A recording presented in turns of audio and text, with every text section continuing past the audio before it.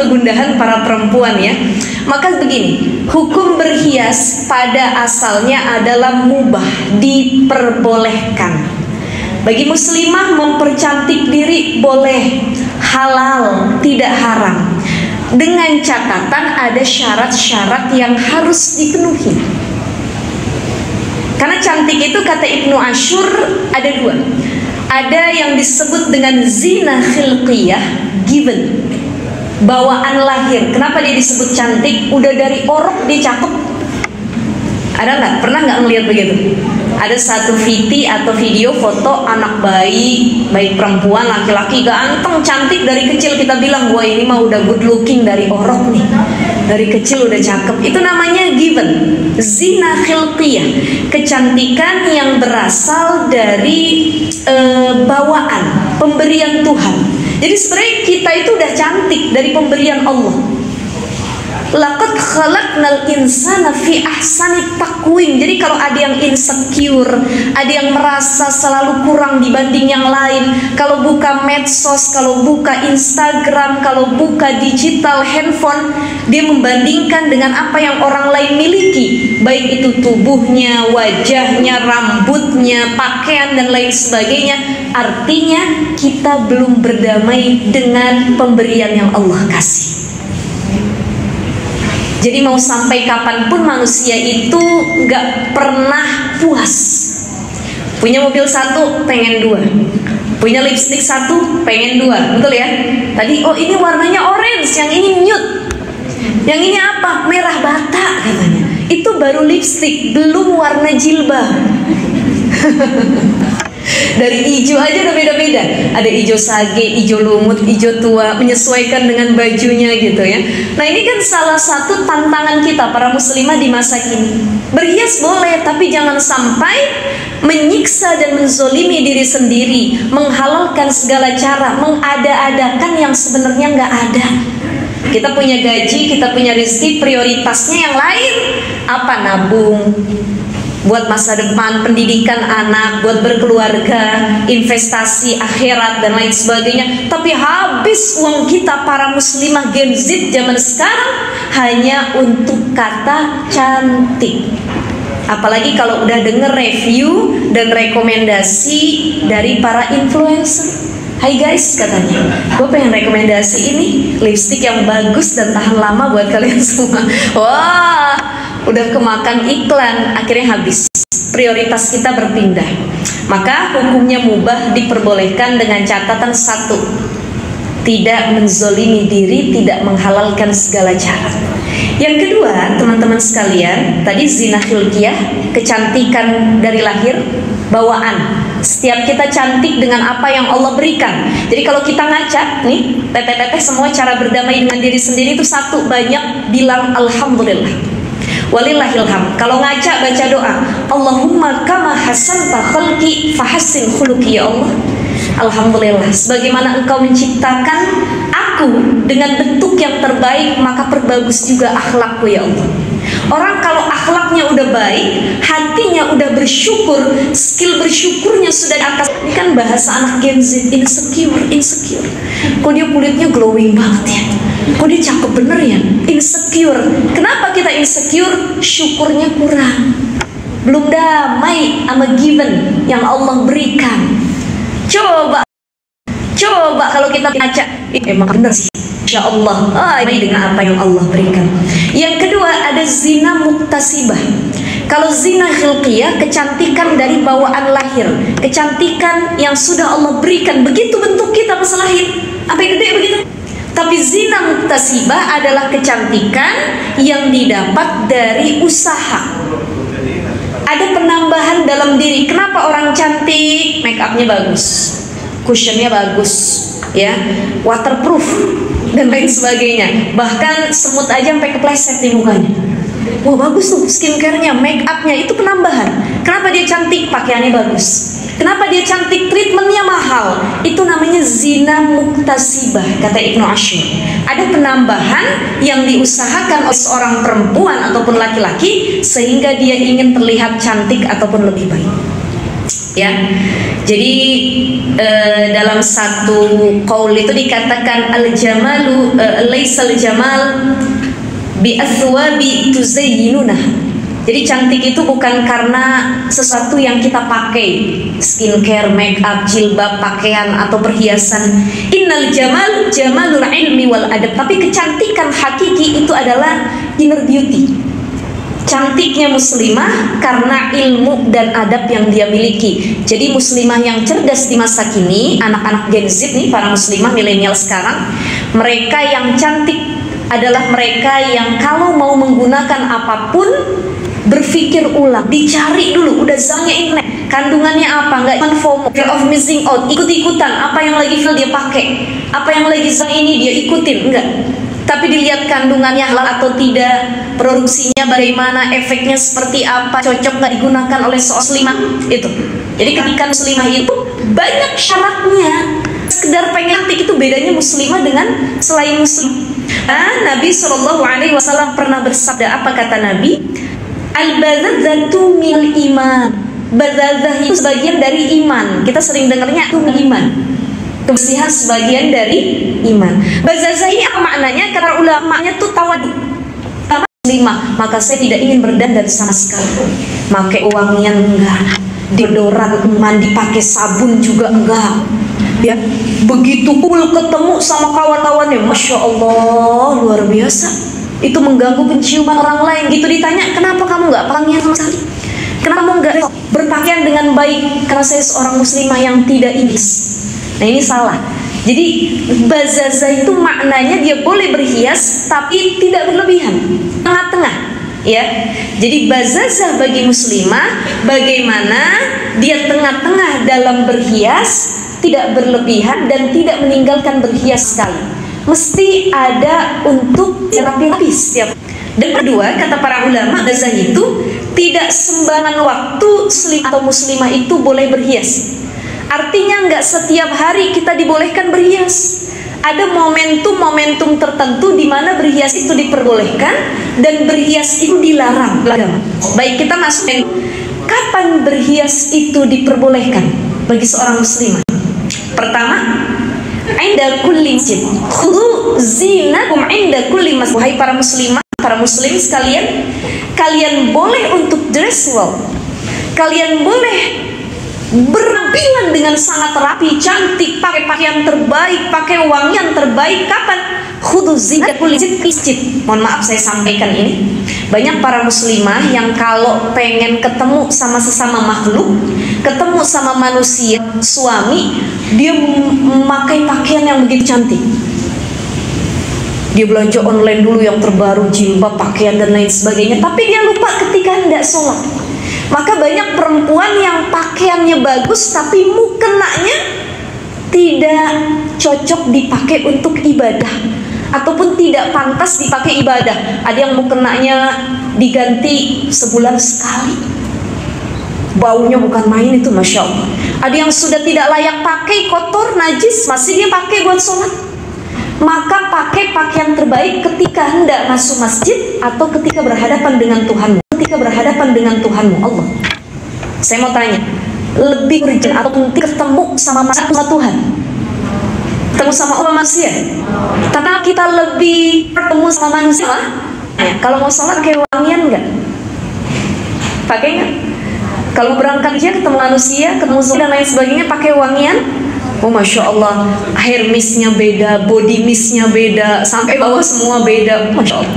Ini yang harus diperhatikan. Bagaimana berhias dianjurkan, hendak pakai bulu mata palsu 2 lain, ya, pakai blush onnya beberapa tumpeng. Justru itu yang diharamkan. Baruj nanti akan kita bahas, ya. Tapi yang dimaksud di sini adalah bersih, rapi, cantik, enak dilihat, ya, dan pantas untuk beribadah pakai tersebut gitu. Yang kedua, kapan berhias sangat-sangat diperbolehkan dan dianjurkan, yakni di depan pasangan halal atau suami. Jangan kebalik. Sebaik-baik perempuan adalah mereka yang pandai berhias di depan suaminya, bukan depan orang lain. Jadi kalau beli lipstik warna-warni pakai depan suami, ya, depan orang pakai seadanya, hanya untuk sekedar dress well tadi. Punya minyak wangi, pakai depan suami. Tapi untuk keluar, pakai atau carilah parfum yang hanya sekedar memberi wangi di area kita saja, tidak semerbak keluar. Ada perempuan yang kalau dia habis pakai parfum lewat laki-laki, Masya Allah, sampai tanjakan, turunan, belok kanan, kiri, itu parfumnya masih ketinggalan wanginya. Ya, ini hati-hati dengan wangian atau parfum yang dikenakan setiap harinya. Kemudian apalagi, kapan diperbolehkan perempuan berhias memakai wangian? Yaitu ketika acara tertentu, saat ada hajat, misal dia jadi pengantin, ada hajat-hajat tertentu, pesta, itu pun jangan sampai tabaruj, berlebihan, ya. Dan harus tahu batasannya dan apa yang dia pakai. Yang keempat, berhiaslah sesuai fitrahnya sebagai perempuan, itu diperbolehkan. Jadi boleh pakai lipstik, bedak, selama itu tidak mengandung hal-hal yang haram, selama itu tidak merubah ciptaan Allah, boleh. Ya, karena fitrahnya perempuan kan pengen dandan, emang boleh. Ya ibu-ibu ya, teman-teman ya. Dan yang kelima, berhias dengan tidak berlebihan, bermegah-megahan, menyerupai orang-orang yang zalim, apalagi orang-orang yang tidak punya agama. Jadi jangan karena media sosial melihat siapa yang dijadiin idolnya, siapa yang dijadiin tuntunannya. Oh, idol-idol luar, idol Amerika, Korea, cara pakaiannya, make upnya, cara rambutnya dan lain sebagainya. Nah ini yang salah. Jangan sampai berlebihan dan tidak mencerminkan bagaimana seorang muslimah yang sesuai syariat. Dan terakhir, kapan dilarang kita untuk berhias? Kemarin saya sudah bahas sama teman-teman, pernah ada yang hadir saat kita bahas iddah, masa iddah. Pernah ada yang hadir? Salah satu yang dilarang saat masa iddah adalah ihdad. Apa itu ihdad? Bagi perempuan yang suaminya meninggal, kemudian dia harus melalui masa iddah, dia menjadi janda. Masa iddahnya adalah arba'ata ashhuri wa ashra, 4 bulan 10 hari. Dan selama 4 bulan 10 hari, wanita yang iddah itu wajibu 'alal mutawaffi anha zawjuha al-ihdad wa huwa al-imtina minaz zinati wat tayyibi. Dilarang, al-imtina, dilarang bagi perempuan yang suaminya meninggal, dia sedang dalam masa iddah 4 bulan 10 hari, yaitu berhias, mempercantik diri, pakai wangian, pakai pakaian yang mencolok. Makanya pernah lihat nggak orang lagi masa iddah, suaminya baru meninggal, dia pakai pakaian hitam-hitam, pakaian gelap, sering lihat ya. Atau dia nggak keluar rumah sama sekali, kecuali untuk perkara yang urgent. Teman-teman kerja, nauzubillah min zalik. Misal ada yang tiba-tiba ditinggal suaminya wafat, sedangkan dia punya kontrak kerja yang harus dilakukan setiap hari. Apakah boleh dia keluar untuk bekerja? Di sini kata para ulama dilihat bagaimana keadaannya. Kalau ternyata dia bisa izin dulu 4 bulan 10 hari, itu lebih bagus. Tapi kalau nggak bisa, ustazah 4 bulan saya izin dari BRI bisa dipecat, saya nggak dapat kerjaan lagi, sedangkan yang ngidupin anak-anak saya, suami udah nggak ada. Maka perempuan boleh untuk bekerja dengan catatan pulang dari bekerja tidak mampir kemanapun, langsung balik ke rumah. Karena niat dia keluar hanya untuk mencari nafkah, tidak untuk yang lainnya. Jadi seperti itu. Dan bukan cuman tidak boleh melipir ke sana kemari, hatta itu sholat Idul Fitri, Idul Adha, Taraweh, kalau dia sedang iddah, di skip dulu. Idul Adha, Idul Fitri kan hukumnya sunnah, ya. Jadi di skip dulu. Tapi kalau misalkan rumahnya dekat masjid dan misalkan dia terjaga dari pandangan yang bukan mahramnya, silahkan saja. Tapi kalau jauh, ya, itu tidak aman dari yang non mahram, tidak aman bagi dirinya, lebih baik di rumah. Wa qarna fi buyutikunna, di rumah lebih utama bagi perempuan yang sedang menjalani iddah. Dan sekali lagi, bukan cuma menahan diri untuk nggak keluar rumah, tapi juga tidak berhias. Iddah, berangkat kerja ke BRI, begitu berangkat yang biasanya pakai lipstik, minimal pakai bedak ya, atau pakai alis, itu di skip semua, nggak pakai apa-apa sama sekali. Aduh ustazah, saya malu dong kalau nggak pakai lipstik sama sekali, ya. Ya, sekiranya ikuti aturan syariat untuk lebih menghormati mendiang suami, untuk menjaga diri, karena perempuan lagi iddah itu nggak boleh dilamar, nggak boleh menikah. Dikhawatirkan sedang masa iddah, kalau dia berdandan, berhias, nanti ada yang nikahin. Sedangkan haram sebelum 4 bulan 10 hari. Jadi bagi muslimah dilarang berhias saat masa iddah bagi mereka yang merasakan masa iddah. Ya. Kedua, saat tidak punya hajat apapun, nggak pesta, nggak apa, nggak ada acara party, nggak ada acara yang urgen, ya. Tapi tiap hari dia berangkat kerja atau cuman keluar beli sayuran ke tukang-tukang, abang-abang. Wow, dia pakai maskara cetar atas bawah, dia pakai ini itu dan lain sebagainya. Itu yang disebut dengan berlebihan, nggak punya hajat apapun, maka itu tidak diperbolehkan. Yang kedua, dilarang berlebih-lebihan dalam berhias di depan yang bukan mahramnya. Apa kata Al-Quran? Wala yubdina zinatahunna illa ma dhahara minha. Jangan kau tampakkan di depan yang bukan mahramnya kecuali yang biasa tampak. Apa? Wajah, telapak tangan, ini yang boleh tampak di depan yang bukan mahram, ya. Tetapi kalau yang lainnya haram, nggak boleh. Apalagi sampai dihias, teman-teman.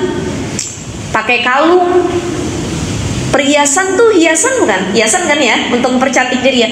Pakai kalung, kalungnya warna matanya hijau atau biru gitu, ya.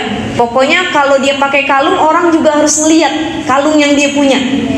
Akhirnya dia taruh ke belakang jilbabnya, lehernya kemana-mana, kalungnya harus kelihatan. Nah ini yang nggak biasa nampak, harusnya ditutup, tidak boleh terlihat.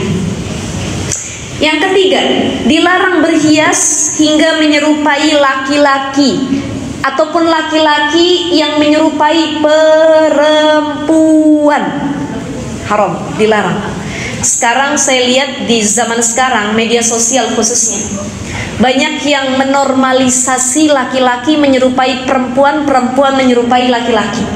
Kalau ada influencer, para konten kreator, laki-laki berlagak, bertingkah, joget kayak perempuan, kita malah menikmati, kita ketawa, kita puji, komen, di like, kita bilang, ih seru banget, lagi dong, ih gemes banget, deh seru banget sih. Padahal dia sudah keluar dari fitrahnya. Hati-hati, berarti kita mendukung sesuatu yang Allah haramkan. Hati-hati, ini banyak yang menormalisasi, ya. Yang terakhir, perempuan dilarang berhias. Diingat-ingat teman-teman, kalau niatnya tabarruj, ya, wala tabarrujna tabarrujal jahiliyatil ula. Tabarruj itu berlebih-lebihan. Jadi teman-teman, saya mau tanya, apa hukumnya pakai lipstik? Boleh nggak? Boleh nggak? Boleh. Tapi kalau lipstiknya itu berlebihan, bisa mengundang syahwat yang bukan mahramnya, dosa atau tidak? Dosa. Apa hukumnya pakai bedak? Boleh nggak? Boleh. Tapi kalau bedaknya sampai ibaratnya tuh sekilo, kayak terigu sekilo, dia taruh di mukanya tuh, ditap-tap-tap terus, membuat yang bukan mahramnya timbul penyakit dalam hatinya, berdosa atau tidak? Berdosa. Ini banyak sekarang. Hai guys, biar make up kalian tetap on point ya, tetap stay katanya. Ini layer pertama, layer kedua, layer ketiga, oh banyak banget. Hati-hati, tabarruj dilarang. Ya. Dan tabarruj ini, teman-teman, halo,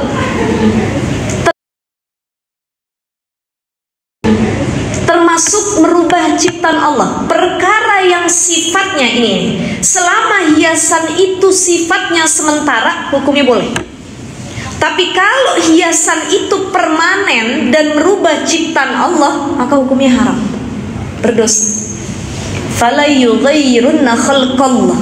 Contoh, pakai pensil alis, boleh? Boleh. Hilang nggak dia? Hilang. Kita hilangin juga bisa, pakai air juga bisa. Tapi kalau sulam alis, hilang nggak? Permanen nggak? Merubah ciptaan Allah nggak? Kalau pakai alis kan cuma ngebenerin aja, ngerapiin ke sini garisnya, ke sini garis, tapi dia bisa dihapus. Tapi kalau sudah sulam alis, itu layaknya tato dan tidak menyerap air saat berwudu, maka haram hukumnya. Jadi perkara yang merubah ciptaan Allah sekarang lagi rame operasi plastik. Wah, hidungnya bentuknya sama semua. Tuh kalau kita melihat hidungnya sama dibentuknya semua. Ini operasi plastik nih, ya. Dan banyak para muslimah, saya nggak tahu, yang komen, yang ikut berkomentar, mereka bilang, saya juga kalau punya duit pengen operasi plastik. Saya juga pengen merubah hidung saya. Padahal dia lupa hidungnya itu udah pemberian terbaik dari Allah. Dia lupa. Pemberian Allah itu yang terbaik. Coba buatan manusia, sebaik-baik buatan manusia ada limitnya. Habis operasi plastik, dia main yang lagi rame, padel. Padel apa tuh? Pedal. Padel ya. Padel, atau dia main tenis, dia main baseball, kesundul hidungnya, mencong. Hasil operasi plastik. Buatan siapa itu? Manusia, bukan buatan Allah. Jadi kalau kata orang Sunda tuh asa ada yang kurang gitu, ya, asa kurang gitu, melihatnya kayak kok nggak cantik gitu, beda. Tapi kalau udah ciptaan Allah, sekurang-kurangnya begitu kita ngaca, kita bilang ya Allah, hadza min fadli rabbi, ini memang punya Allah, dari Allah yang ciptain gitu. Tapi kalau buatan manusia, cetakannya sama semua. Coba di buatan Allah, kita lihat baru lahir tumbuh dewasa, ikut dia mukanya begini, yang ini begini. Ini ciptaan Allah loh, beda-beda. Tapi buatan manusia sama cetakannya semua. Maka sekali lagi, selama hiasan itu sementara sifatnya, hukumnya boleh, ya, dan kandungannya halal, hukumnya boleh.